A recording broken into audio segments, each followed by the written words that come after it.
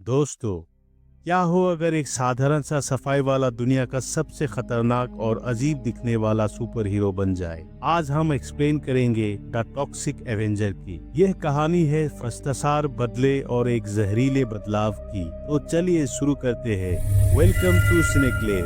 कहानी की शुरुआत में जे डॉर्थी, जो BTH body talk health style नामक एक फर्स्ट फार्मास्यूटिकल कंपनी में काम करता है, वो बीटीएच कंपनी का कुछ इंटरनल डेटा चुराकर एक खोजी पत्रकार मेलफ्रेड को देता है।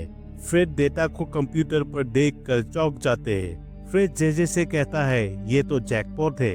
बीटीएच कंपनी को खत्म करने के लिए अब हमारे पास काफी सबूत है। तभी कॉलिंग बेल बजने लगता है। फ्रेड सीसीटीवी फुटेज देखता है। बाहर दरवाजे पर द किलर नट्स नाम का एक गैंग के लोग अंदर आ चुका है, जो बीटीएच के लिए काम करने वाला एक गिरोह है। फैद जेजे से कहता है, हमें यहाँ से जल्दी निकलना होगा। फैद बीटीएच कंपनी के इंटरनल डेटा जेजे के हाथ में देता है और उसे भागने को कहता है, और वो खुद गैंग के लोगों का ध्यान भटकाने की कोशिश करता है ताकि वो जेजे को पकड़ ना पाए। लेकिन इस हमले में पत्रकार फैद मारा जाता है। उसे नच गैंग के लोगों ने गोली चलाकर मार दिया है। गैंग के लोग जेजे का पीछा करता है, लेकिन जेजे वहां से बच निकलने में सफल रहता है। कहानी शिफ्ट होती है और हमें एस्टी रोमास विलेज नाम का एक शहर दिखाया जाता है, जहां हमें मुख्य किरदार विंस्टन गोन्स देखने को मिलता है। वो साधारण इंसान है जो बीटीएच कंपनी में सफाई का काम करता है। विंस्टन की जिंदगी दुखों से भरी है। उसने 1 साल पहले अपने पत्नी शैली को खो दिया और अब वो अकेले अपने सौतेले बेटे वेट की देखभाल कर रहा है। विंस्टन ब्रेकफास्ट करके बेटे के साथ घर से निकलते समय देखता है कि पड़ोसी डेजी को शहर की बड़ा बिजनेसमैन और माफिया हार बरकवास की नालायक बेटा स्पेंस धमका रहे हैं। वो डेजी के बिल्ली को गोद में उठाकर ले जा रहा है।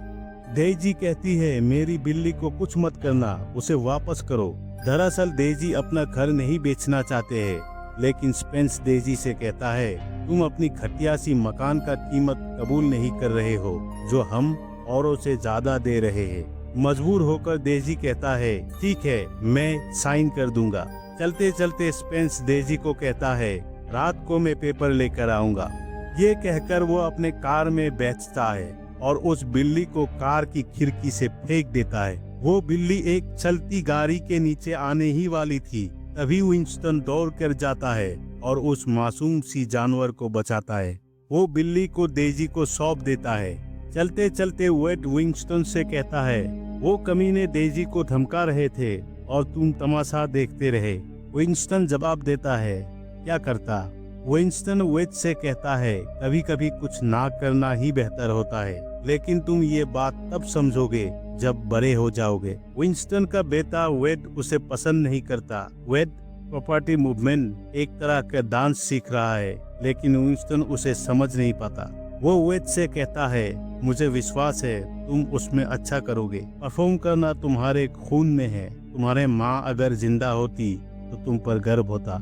विंस्टन बीटीएच कंपनी की फैक्ट्री में जा रहा है, जहां वो सफाई का काम करता है। काम करते समय विंस्टन को डॉक्टर क्लिनिक से फोन आते हैं। कुछ दिनों से विंस्टन सरदर्द की प्रॉब्लम से परेशान था, इसीलिए डॉक्टर ने उसके कुछ टेस्ट करवाए थे। डॉक्टर उसे कहते हैं कि तुम्हें ब्रेन कैंसर हुआ है। विंस्टन अंदर से टूट जाते हैं। वो डॉक्टर से पूछता है, मैं कितने दिन जीऊंगा। डॉक्टर कहते हैं, तुम 6 महीने या 1 साल तो जियोगे ही। ये सुनकर विंस्टन परेशान हो जाता है। फिर डॉक्टर बोलता है कि वैसे इस बीमारी का इलाज तो है, वो बहुत महंगा है, लेकिन तुम्हारा इंश्योरेंस इसे कवर कर देगा। ये सुनकर विंस्टन को हिम्मत मिली इस बीमारी से फाइट करने की। वो अपनी इंश्योरेंस एजेंसी को फोन करता है। एजेंसी के एम्प्लॉय विंस्टन से कहता है, आपके पास बीटीएच एम्प्लॉय कवर का प्लेटिनम प्लान है। इसमें सिर्फ प्राइमरी टायर लिस्टेड ट्रीटमेंट ही कवर होता है। सेकेंडरी टायर ट्रीटमेंट के लिए वो क्वालिफाइड नहीं है। विंस्टन वो प्लान नहीं लिया था। ये सब सुनकर विंस्टन को कुछ समझ में नहीं आ रहा था। वो रोने लगता है। कहानी आगे बढ़ता है और हमें कहानी का मुख्य विलेन बीटीएच कंपनी के सीईओ बॉब कार्बिंजर का घर दिखाया जाता है। घर की चारों ओर सिक्योरिटी टाइट है। बॉब अपने असिस्टेंट केसी को एक न्यूज़पेपर की एडिटर को एक लेटर लिखने को बोलता है। बॉब केसी को लिखने को कहता है, तुम्हारे जैसे घटिया अखबार के बेबुनियाद भविष्यवाणी के बावजूद बीटीएच तरक्की की रास्ते पर चल रहा है। मेरे आइडियाज खत्म नहीं हो रहा है। दरअसल वो न्यूज़पेपर बॉब और बीटीएच फैक्ट्री के अगेंस्ट लिख रहा था कि वो बहुत पोल्यूशन कर रही है और बॉब को गैंगस्टर थार फंड करते हैं। बीटीएच स्टॉक तेजी से गिर रहा है। बीटीएच जल्दी ही बंद हो जाएगा। ऐसे में बॉब का भाई फ्रिट्ज गार्बिंजर आता है। वो मायूस है। बॉब को फ्रिट्ज से जब मालूम पड़ता है कि वो लड़की जे पकड़ में नहीं आया तो वो गुस्से में मॉनिटर को तोड़ देता है। बॉब अपने भाई से कहता है, मिस्टर हेड ऑफ सिक्योरिटी, जिस नच ग्रुप को तुम इस तरह की काम के लिए हायर करते हो, मुझे नहीं लगता तुम्हारा ये फैसला सही है। बॉब अपने भाई से कहता है, जे ने जो बीटीएच के पीछे खंजर घोंपा है और वो खुद गैंगस्टर थार के कर्जे में डूबा हुआ है। बॉब का सारा जायदाद दांव पे लगा हुआ है। बॉब अपने भाई को धमकाता है, अगर मैं बर्बाद हुआ तो तुम भी नहीं बचोगे। फ्रिट्ज किलर नच से मिलता है और जे को किसी भी हाल में ढूंढकर मार डालने को कहता है। किलर नच एक घर में घुसता है जे को ढूंढते हुए। इधर घर के दूसरी तरफ एक कोने से जे उन लोगों को देख रहा था। दरअसल उस घर में जे किराए पर रहती है, लेकिन नच को वहाँ जे नहीं मिली, इसीलिए घर की मालिक पर ही उन लोगों ने हाथ साफ कर लिया। घर के ओनर जे पर भड़क जाता है। जे अपने सामान लेते हैं और वहाँ से चले जाते हैं। इधर हम देखते हैं वेट बैकस्टेज से डांस प्रैक्टिस देख रहा है। अगली नंबर उसका ही आता है, लेकिन वो स्टेज पर आते ही अनईजी फील करता है और वहाँ से चला जाता है। सीन शिफ्ट होता है। विंस्टन अपने घर में लैपटॉप में बीटीएच वेबसाइट में यूनियन लोन और हेल्थ प्लान के बारे में कुछ जानकारी इकट्ठा कर रहा है। तभी डेजी और वेट आ जाते हैं। विंस्टन अचानक लैपटॉप क्लोज कर देता है। वो नहीं चाहते हैं उसकी प्रॉब्लम के बारे में वेट को पता चले। डेजी विंस्टन से कहते हैं, मैंने इसे आते हुए देखा, काफी उदास दिख रहा था। विंस्टन डेजी से कहते हैं, सॉरी, मैंने सुबह आपकी कोई मदद नहीं कर पाया। डेजी जवाब देते हैं, तुमने बिल्ली को बचाया। ये कहकर डेजी वहाँ से चली जाती है। वेट अपने बेड में उदास होकर सो रहा है। उसे देख विंस्टन उसकी मॉम की बात कहता है। जब वेट छोटी थी, कैसे उसकी मॉम स्टेज पर अपनी परफॉर्मेंस से आग लगा दिया करती थी। ये कहकर विंस्टन अपने बेटे की मन बहलाने के लिए म्यूजिक लगा देता है और वो डांस करने लगता है। विंस्टन बेटे से कहता है, तुम्हें क्या लगता है मुझे डांस करना नहीं आता? पिता का डांस देखकर वेट अंदर ही अंदर हंसने लगता है। वेट का नजर टेबल पर रखी विंस्टन की मेडिकल फाइल में पड़ता है। वो फाइल उठाता ही है कि अचानक विंस्टन फाइल को उससे छीन लेते हैं। वेट पूछता है कि क्या है उस फाइल में। विंस्टन म्यूजिक प्लेयर ऑफ कर देता है। वो बात को घुमाकर कहता है, मैं तुम्हें अलग तरीके से भी डांस करके दिखा सकता हूँ। तुम बहुत प्यारे बच्चे हो। ये कहकर वो घर से निकल जाते हैं और वो मेडिकल फाइल बाहर डस्टबिन में फेंक देता है। एक होटल में सिटीजन लीडरशिप अवार्ड हो रहा है। वहाँ बीटीएच कंपनी का सीईओ बॉब भी आता है। यहाँ बॉब को अवार्ड मिलने वाला है। बॉब शहर के मेयर, पुलिस चीफ और अपने कुछ रईस साथियों के साथ बैठा है। वो बड़ी बड़ी बातें बोलता है। वो कहते हैं, आज हम नेक्स्ट इनोवेशन की अनाउंस करेंगे, तो देख लेना, नोटों की ऐसी बारिश होगी कि हम सब उसमें डूब जाएंगे। लेकिन बॉब अंदर से जानता है कि उसकी कंपनी कर्ज में डूबा हुआ है। अचानक गैंगस्टर थार का बेटा स्पेंस बॉब को देखकर मुस्कुराते हैं। बॉब का चेहरा उतर जाता है। बॉब समझ जाता है, दरअसल स्पेंस बॉब को इशारों से कहता है कि उसके पिता थार ने उसे मीटिंग के लिए बुलाया है। बॉब गैंगस्टर थार से मिलता है। थार कहता है, तुझे याद दिलाना चाह रहा हूँ, तू यहाँ अपनी काबिलियत नहीं, मेरी बदौलत पहुँचा है। मैंने तुझे और तेरे दूध की कंपनी को बचाया था। बॉब जवाब में कहता है, सही कहा, मैं कहाँ इससे इनकार कर रहा हूँ। आप जानते हो ना, वहाँ रेडिएशन फैला था। थार भड़क जाता है। वो टेबल पर मुक्का मारते हैं और चिल्लाते हुए कहते हैं, चुप कर, अब बातें नहीं, कुछ करके दिखा। लोग अब तेरे बातों में नहीं आने वाला है। तेरे प्रोडक्ट किसी काम के नहीं। मुझे फर्क नहीं पड़ता बेवकूफ, क्योंकि तुझ पर कर्ज है। अगर मैं चाहूँ तो तुझे और तेरे चाहने वालों को तरपा तरपा कर नरक भेज सकता हूँ। ऐसे कहकर थार बॉब को लास्ट वार्निंग देता है। अवार्ड का अनाउंसमेंट होता है। बॉब को सिटीजन शेफर्ड अवार्ड मिलता है। अवार्ड शो में बॉब के चाहने वाले बॉब को एनकरेज करता है। सीन शिफ्ट होता है। और उस अवार्ड शो में हमें आंखों में मास्क पहना हुआ विंस्टन दिखाई देता है। वो बॉब के पास जाता है, अपने परिचय देता है और कहता है, मैं आपके कंपनी में 13 साल से काम कर रहा हूँ। मैं बहुत मेहनत करता हूँ, मेरा रिकॉर्ड बिल्कुल क्लियर है। वह अपनी बीमारी का और बीटी इंश्योरेंस से कोई मदद नहीं मिलने का बात कहता है। बॉब का असिस्टेंट केसी पूछता है, तुम किस डिपार्टमेंट में काम करते हो? विंस्टन इमोशनली कहता है, मैं हाइजीन सर्विस में हूँ। मेरा एक बेटा है जिसका माँ इस दुनिया में नहीं है। ये बात सुनकर बॉब दुख प्रकट करता है। वो कहता है, टेंशन मत लेना, हम इसका हाल निकाल लेंगे। वो विंस्टन को कहता है, अपना डिटेल्स मेरे असिस्टेंट केसी को देना, तुम्हारा काम हो जाएगा। विंस्टन बहुत खुश होता है। वो बॉब को शुक्रिया कहता है। केसी विंस्टन को अपने साथ ले जाता है, उसे दरवाजे तक छोड़ देता है और कहता है, मैं अभी आपका सामान लेकर आता हूँ। विंस्टन बाहर आते ही दरवाजा अपने आप लॉक हो जाता है। वो दरवाजा को धक्का देता है, नॉक करता है और केसी को बुलाने लगता है। ऐसे में विंस्टन को अंदर की बात सुनाई देता है। बॉब विंस्टन का मजाक उड़ा रहा है। उस देरफुटिया का हिम्मत तो देखो, उसको काम से निकाल दो, फिर से रखो और फिर निकाल दो। वो लोग हंसने लगता है। विंस्टन गुस्से में आग बबूला हो चुका है। सीन शिफ्ट होता है। हम देखते हैं विंस्टन अपने कार से बीटीएच फैक्ट्री पहुंचता है। फैक्ट्री के बाहर जेजे चुप कर फैक्ट्री के अंदर घुसने की कोशिश कर रहा था। ऐसे में विंस्टन को कार से अंदर जाते देख जेजे भी इसका फायदा उठाकर खुले गेट से फैक्ट्री के अंदर एंटर करते हैं। दरअसल जेजे फैक्ट्री में बन रही रेडिएशन फैलाने वाले जानलेवा गैरकानूनी केमिकल का सैंपल लेने के लिए वहां आई थी, ताकि वो बीटीएच को एक्सपोज कर सके। ऐसे में जेजे का फैक्ट्री के अंदर होने की सीसीटीवी फुटेज बॉब का भाई फ्रिच को दिख जाता है। वो नच गैंग को बुलाते हैं उसे मारने के लिए। इधर विंस्टन अपना पोछा लेते हैं और एक केमिकल वाला ड्रम में भिगो देता है। वो देखता है पोछा वाला डंडा ग्रीन होने लगता है, उसमें से धुआं निकलने लगते हैं। ये देख विंस्टन डर जाता है, लेकिन विंस्टन को गुस्सा भी है। उसके बॉस ने उनकी कंपनी के लिए 13 साल की मेहनत को मजाक बनाकर रख दिया है। अब वो रुकने वाला नहीं है। वो पोछा वाला डंडा लेकर सीधा सिक्योरिटी रूम में जाता है और सिक्योरिटी से कहता है, सफाई करनी है, दरवाजा खोलो। वो अंदर रखा हुआ कैश एक बैग में भरता है और वहाँ से जाने लगता है। तभी नच गैंग के लोग वहाँ पहुँचता है। भागदौड़ में विंस्टन और जेजे टकरा जाता है। जेजे का केमिकल सैंपल विंस्टन का चुराया हुआ पैसे की बैग पर गिर जाता है और सारे कैश आग से जल जाता है। जेजे विंस्टन से कहती है, तुम्हें दिखाई नहीं देता क्या? इधर दोनों के पीछे नच गैंग के लोग पड़ा हुआ है। जेजे किसी तरह लंबी गेट को ऊपर से छलांग लगाकर वहां से निकल जाते हैं। वो विंस्टन को भी साथ ले जाने की कोशिश करता है, लेकिन देर हो चुकी थी। जेजे के पास अपने को बचाने के अलावा और कोई रास्ता नहीं था।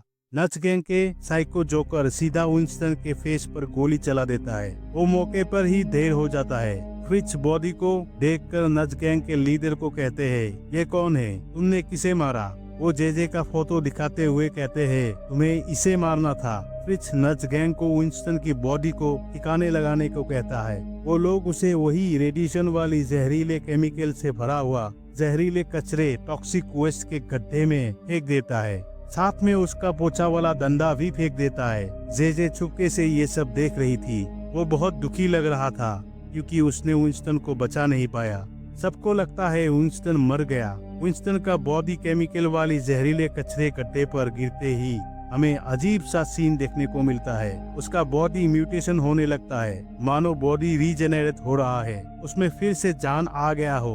तभी हम देखते हैं विंस्टन जहरीले कचरे वाली पानी बहने वाली नाली से रेंगते हुए आ रहा है। असल में उस जहरीले कचरे और विंस्टन के शरीर के लाइलाज बीमारी के बीच एक केमिकल रिएक्शन होता है। विंस्टन अब इंसान नहीं रहा, उसका शरीर गल चुका है। वो डरावना दिख रहा है, लेकिन उसका पास अब सुपर पावर है। वो एक अजीब सा पक्षी को देखता है जो उसी जहरीले केमिकल वाले कचरे की गड्ढे में पानी पीकर शायद उसका भी म्यूटेशन हुआ है।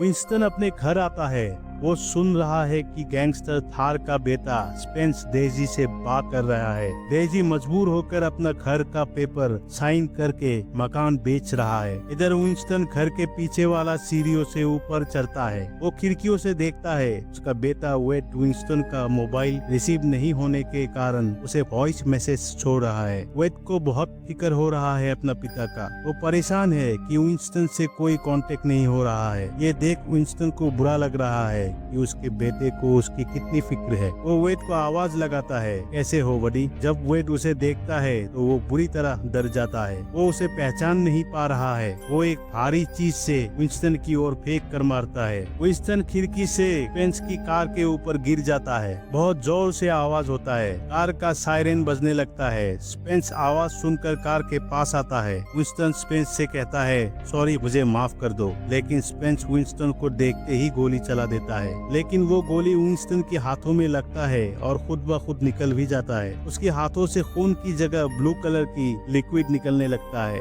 विंस्टन फरक जाता है। वो कहते हैं, मैंने तो तुमसे माफी मांगी है, फिर क्यों गोली चलाई? ये सुनकर स्पेंस लगातार विंस्टन के ऊपर गोली चलाता है। लेकिन विंस्टन का कुछ नहीं होता। वो अब सुपर ह्यूमन बन चुका है। वो दौड़ कर जाते हैं और अपने हाथों से स्पेंस का एक हाथ बॉडी से अलग कर देता है। स्पेंस की हाथों से खून निकलने लगता है। वो दर्द से चिल्लाने लगता है। शहर के लोग उसे देख लेते हैं। लोग उसे जानवर कहते हैं। विंस्टन डर जाता है। वो वहाँ से भाग जाते हैं। इधर स्पेंस रास्ते में गिरा हुआ है। डेजी चुपके से अपने साइन किया हुआ मकान का पेपर स्पेंस की जेब से निकाल लेते हैं। पुलिस आता है। लोग पुलिस के सामने बात का बतंगर बना रहे हैं। कोई कहता है उसने एक बच्चे को खा गया। कोई कहता है उसकी पूंछ भी थी, वो एक दरिंदा है। लोग दंगा फसाद करने को आमादा हो रहा था कि पुलिस इंस्पेक्टर ने शून्य पर गोली चला दी और लोगों को कानून हाथ में ना लेने की चेतावनी दी। लेकिन गुस्साए लोग आग का मसाल बंदूक लेकर विंस्टन का पीछा करता है। वो एक जंगल में छुप जाते हैं। लोग उसे जंगल में ढूंढ रहा है। विंस्टन नर्वस होकर बेहोश हो जाता है और वहीं गिर जाता है। सीन शिफ्ट होता है। सुबह हो चुका है। हम देखते हैं विंस्टन होश में आ चुका है। उसे एक बूढ़े आदमी दिखता है जिसका नाम है गुथरे स्टॉकिंग्स। उसी ने बेहोश विंस्टन को लोगों से बचाकर जंगल से निकालकर अपने झोपड़ी में ले आया है। वो एक फकीर आदमी है। वो अपने आप को फैंसी डॉक्टर कहता है। वो विंस्टन को ब्रेकफास्ट खाने को देता है। विंस्टन अपने बीमारी के बाद गुथरे को कहता है और कहता है उसके पास जीने के लिए सिर्फ 1 साल है। गुथरे उसे हौसला देते हैं और कहता है कभी हार मानना नहीं चाहिए। कोई नहीं बता सकता कि वक्त कब कौन सा खेल खेलेगा। वो विंस्टन से सवाल करता है, जब तक जिंदा हो तुम क्या करने वाले हो? तुम चाहते क्या हो? विंस्टन जवाब देता है, मुझे अपना बेटा चाहिए। और उसे लगता है मैं एक मॉन्स्टर हूँ। गुथरे कहता है, तुम मॉन्स्टर नहीं हो, उसे अपनी अच्छाई दिखाओ। गुथरे उसे समझाता है कि उसे ये शक्तियाँ किसी बड़े मकसद के लिए मिली है। ऐसे में विंस्टन का नजर ग्लोइंग मोप चमकता हुआ पोछा पर पड़ता है। गुथरे उसे पूछता है,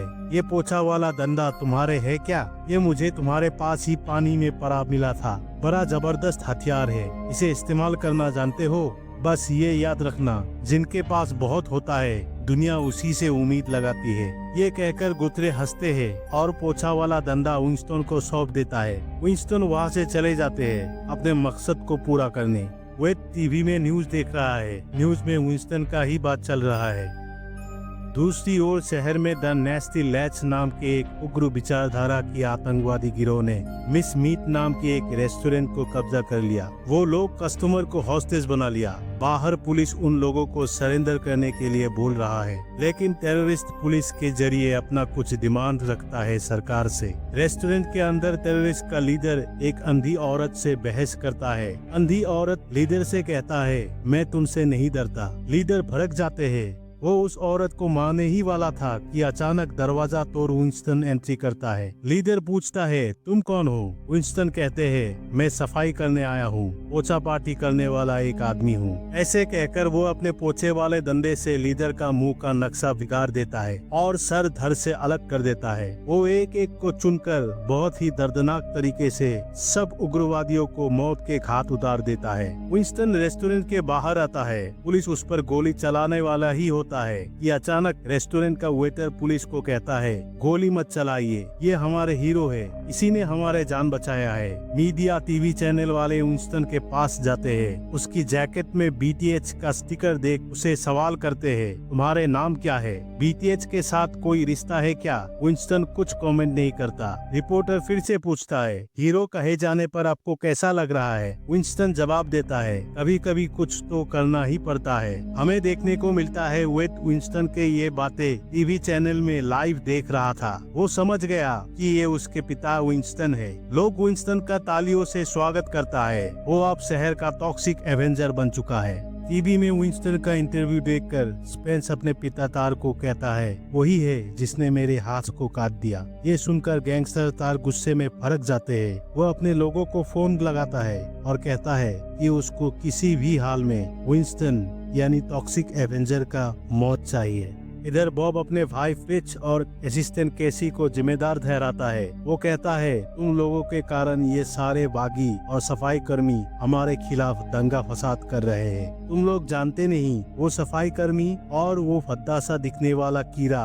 एक ही इंसान है। तुम्हारे वजह से हमने उसे ऐसा बना दिया, एक एवोल्यूशन। केसी और फ्रिच चौंक जाते हैं। बॉब सारे साइंटिस्ट को विंस्टन का ट्रांसफॉर्मेशन कैसे हुआ ये खोजने में लगा देता है। बॉब साइंटिस्ट को दोबारा म्यूटेशन बनाने के लिए कहता है। साइंटिस्ट कहता है इसमें विंस्टन की जरूरत होगी, साथ ही इन्फेक्शन का भी खतरा है। फ्रिच बॉब से कहता है उसका वीक पॉइंट उसका बेटा है और फ्रिच उसके बेटा वेट को किडनैप करने का फैसला करते हैं ताकि उसके जरिए विंस्टन को पकड़ा जा सके। वेट से मिलने जेजे आती है। जेजे उस रात जब विंस्टन को गोली मारा गया फैक्ट्री में, वो सब बात वेट को बताता है। वो अपने बैक स्टोरी बताते हैं कि कैसे उसकी माँ बॉब का प्रशंसक था। उसे विश्वास था कि एक दिन बॉब दुनिया को बदल देगा। वो BTH का हर चीज खरीदते थे। फिर एक दिन उसे पेट में दर्द होने लगा और जब बात सर्जरी तक पहुंची तो उनकी पेट में बेसबॉल जैसा ट्यूमर मिला। उनको कैंसर खा गया। उसकी बहन का भी ऐसे ही मौत हुई थी। काफी लोग इससे पीड़ित हैं। ऐसे में अचानक फ्रिच और नच गैंग के लोग घर का दरवाजा तोड़कर आ गया। जेजे वेट को साथ लेकर वहाँ से निकल जाता है, लेकिन गैंग के एक आदमी को खिड़की से वेट और जेजे को वहाँ से भागता हुआ दिख जाता है। वो एक ट्रैकर वेट के पैरों पर फायर कर देता है ताकि वो लोग कहाँ जाते हैं लोकेशन को ट्रैक कर सके।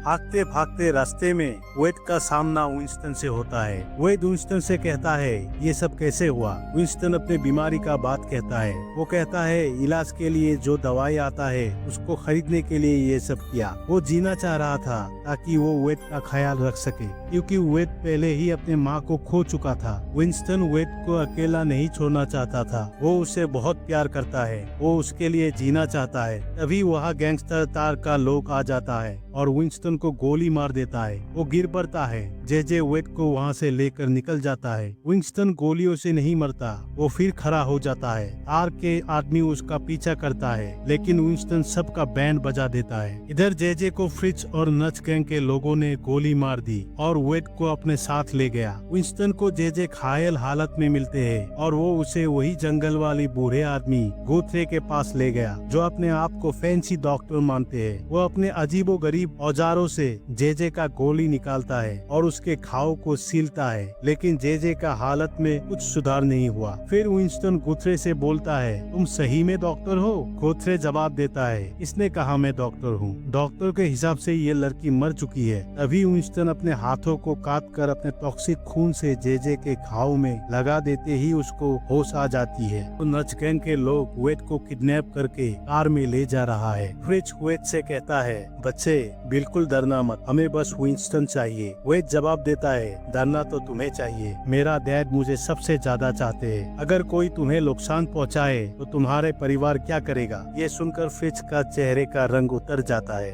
इधर बॉब परेशान है। सिचुएशन कंट्रोल से बाहर हो रहा है। सब उसके पीछे पड़े हैं। ऐसे में थार का फोन आता है। असिस्टेंट केसी बॉब को फोन थमाते हैं। थार बॉब को फोन पर गाली देता है और कहता है BTH सफाई कर्मी ने उसका आधे गैंग का सफाई कर दिया है। थार बॉब को डराता है कि अगर मामला कंट्रोल में नहीं आता तो वो बॉब को छोड़ेगा नहीं। ऐसे में फ्रिच वेट को लेकर बॉब के सामने आता है। बॉब रिलैक्स होते हैं, मानो उसकी जान में जान आई हो। वो अब थार को कहते हैं सब कंट्रोल में है। और मुस्कुराते हुए फ्रिज को आदेश देता है वेट को बंदी बनाने को। गार्ड्स वेट को एक घर में लॉक कर देता है। सीन शिफ्ट होता है और हमें विंस्टन उदास बैठा दिख रहा है एक टॉक्सिक गटर के किनारे। वहाँ जेजे आती है और उसकी जान बचाने के लिए विंस्टन को शुक्रिया कहते हैं। विंस्टन जेजे को कहता है उन लोगों ने उसे पकड़ने के लिए वेट को किडनैप करके ले गया। जेजे विंस्टन को बताते हैं इस तरह उन लोगों ने उसके mentor news reporter Melvin Fred को मारा। विंस्टन को लगता है बीटीएच कंपनी और बॉब जैसे लोगों को बर्बाद कर देने से सब ठीक हो जाएगा। जेजे कहते हैं उन लोगों ने पहले से ही इस धरती को बर्बाद कर दिया,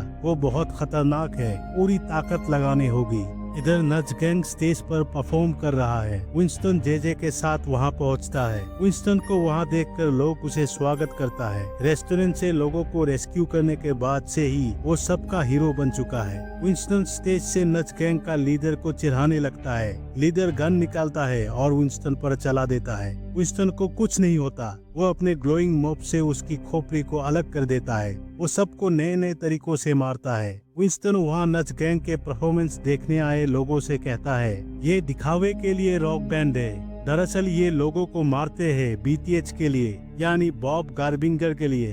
वो गैंगस्टर से मिला हुआ है, वो सब अमीर बन गए और तुम सब बीमार पड़ रहे हो, ये सब बर्बाद कर रहे हैं। ये सुनकर वहाँ के लोग हैरान हो गए। जेजे गैंग के एक को पकड़ लेता है। विंस्टन उसे अपने बेटे वेट को कहाँ छुपाया है पता पूछता है। वो विंस्टन को एड्रेस बताता है। विंस्टन जेजे के साथ चल पड़ता है बॉब की घर की ओर अपने बेटे वेट को चुराने के लिए। घर के बाहर सिक्योरिटी टाइट है। जेजे ध्यान भटकाते हैं और विंस्टन गार्ड्स को खत्म कर देता है। वहाँ बॉब के एक स्टैचू बना हुआ है। जेजे उसके पास जाता है। विंस्टन को अपने बेटे को कैद किया हुआ घर दिखता है। वेट विंस्टन को देखकर चिल्लाते हुए बॉब के स्टैचू के पास ना जाने के लिए कहता है। मतलब उस बॉब की मूर्ति से बेहोशी की गैस निकल रहा था, जिससे विंस्टन और जेजे दोनों बेहोश होकर गिर गए। उन दोनों को कैद कर चेन से बांध दिया गया। बॉब विंस्टन को कहते हैं तुमने मेरे कंपनी में काम करके मुझे ही लूटने की कोशिश की, लेकिन इससे मुझे ढेर सारा पैसा कमाने का बढ़िया तरीका मिल गया। दरअसल बॉब विंस्टन पर एक्सपेरिमेंट करने वाला है। वो मरकर कैसे जिंदा हुआ, उसका म्यूटेशन कैसे हुआ। साइंटिस्ट विंस्टन का बोन मैरो से ब्लड सैंपल लेते हैं। वो दर्द से चिल्लाने लगता है। साइंटिस्ट बॉब को सैंपल का एक बोतल देता है और कहता है इसमें कुछ एलिमेंट है जो दिमाग में काफी बदलाव ला सकता है। हार बॉब को न्यूज चैनल देखने को बोलता है। नच गैंग के सफाया करने के बाद विंस्टन ने स्टेज से बीटीएच का गैंगस्टर से रिलेशन होने की जो बात कहा था वो न्यूज चैनल में दिखाया जाता है। शहर के लोग गुस्से में हैं। वो बीटीएच को बॉयकॉट करने का मांग कर रहा है। न्यूज एंकर कह रहा है बीटीएच पर पर्यावरण का नुकसान और अपराधियों से रिश्ता होने का आरोप लग रहा है। गवर्नमेंट बीटीएच के साथ सभी डील सस्पेंड कर देता है और बीटीएच के खिलाफ जांच का आदेश देता है। थार बॉब को कहता है अब तुम क्या करोगे। बॉब थार को समझाने की कोशिश करता है हमारे पास विंस्टन है जिसे हम दुनिया बदल सकते हैं। बॉब को अंदर ही अंदर ये मालूम हो चुका है कि जितना भी समझाओ अब थार उसे छोड़ेगा नहीं। उसे आखिरी रास्ता दिखाई देता है इससे बचने की। वो विंस्टन से निकाला हुआ सैंपल का बोतल पूरा पी जाता है। उसका हाव भाव चेंज होने लगता है, आंखें हरी हो जाती है, दांत पीला पड़ जाता है। वो दौड़ के आता है और थार के दो गार्ड्स के ऊपर झपट पड़ता है। थार को भी दर्दनाक तरीके से मौत के घाट उतार देता है। एसी बॉब के रूम में आता है। वो देखता है थार और उसके दो गार्ड्स खून से लथपथ मरा पड़ा है। दूर एक कोने पर बॉब बैठा हुआ है। सीरम पीने के बाद उसके माथे से दो सिंग उग आए हैं, नुकीली दांत निकल आए हैं, हाथ में लंबी लंबी नाखून है। वो एक जानवर जैसा दिख रहा है। ये देख केसी भी बोतल से बचा हुआ सैंपल का थोड़ा पी लेते हैं। अब केसी का चेहरा भी बिगड़ चुकी थी। सीरम की वजह से वो भी अब मॉन्स्टर दिख रही थी। साइंटिस्ट केसी को बताते हैं बॉब का शरीर सीरम को रिजेक्ट कर रही है। सीरम बॉब के बॉडी के लिए परफेक्ट नहीं है। केसी चिल्लाते हुए साइंटिस्ट से सीरम को परफेक्ट बनाने के लिए कहता है। वो गार्ड्स को हॉस्टेजेस मतलब विंस्टन वेट जेजे को खत्म करने की ऑर्डर देती है, लेकिन फ्रिज इसका विरोध करता है। वो कहता है वेट एक बच्चा है, वैसे तो फ्रिज बॉब का भाई है, उसका हर गुनाह में वो भी शामिल है, लेकिन बॉब कभी फ्रिज को इज्जत नहीं करता था। हमेशा उसे बिगड़ेल चेहरे वाला इंसान बोलकर उसकी बेइज्जती करता था। फ्रिज को अब अपनी गलती का एहसास होने लगता है। उसके अंदर का इंसान अब जाग चुका है। वो गार्ड्स को केसी के ऑर्डर फॉलो नहीं करने को बोलता है। ये सुनकर केसी उसे मारने लगती है, उसे गद्दार कहता है। इधर विंस्टन और जे जंजीरों को तोड़ने की कोशिश करता है, लेकिन वो कामयाब नहीं होते हैं। फिर विंस्टन को आइडिया आता है। दरअसल विंस्टन का यूरिन एसिड की तरह काम करते हैं। वो प्लेटिनियम सेंट पर ई कर देता है। पहले तो जे ये सब देखकर अनईजी फील करते हैं, लेकिन इसका अलावा कोई रास्ता नहीं था। विंस्टन स्टील के दरवाजे को अपने हाथों से तोड़ देता है और दोनों वहाँ से निकलते हैं। बाहर निकलकर विंस्टन को एक घर में वेट दिखाई देते हैं। वो एक ब्लेड फेंक कर गार्ड्स का सर उड़ा देता है, लेकिन अचानक वो घर बॉम्ब ब्लास्ट हो जाता है। विंस्टन गिर जाते हैं। उसे वेट का साथ बिताया हुआ मोमेंट का याद आता है। वो उठकर देखता है वेट को कैद कर रखा हुआ घर अब पूरा राख हो चुका है। विंस्टन गुस्से में चिल्लाने लगता है। सामने मॉन्स्टर बन चुका बॉब आते हैं। बॉब कहते हैं, तुम्हें क्या फायदा हुआ पोचा पार्टी? विंस्टन जवाब देता है, मैं अपना सब कुछ खो दिया। दोनों के बीच भयंकर लड़ाई होता है। विंस्टन ग्लोइंग मॉप से बॉब का चेहरा बिगाड़ देता है। दूसरी ओर जे गाड़ी लेने जाती है, लेकिन पीछे से केसी उस पर हमला कर देती है। दोनों के बीच जबरदस्त लड़ाई होती है। जे एक टूटे हुए कुमुद से केसी को मार देता है। वो बेहोश होकर गिर गई। इधर विंस्टन बॉब को गला पकड़ते हुए कहता है, तुझे मेरी मदद ही तो करनी थी। बॉब जवाब देता है, लेकिन मैं एक राक्षस हूँ। विंस्टन बॉब को मारने ही वाला होता है कि वेट की आवाज आती है।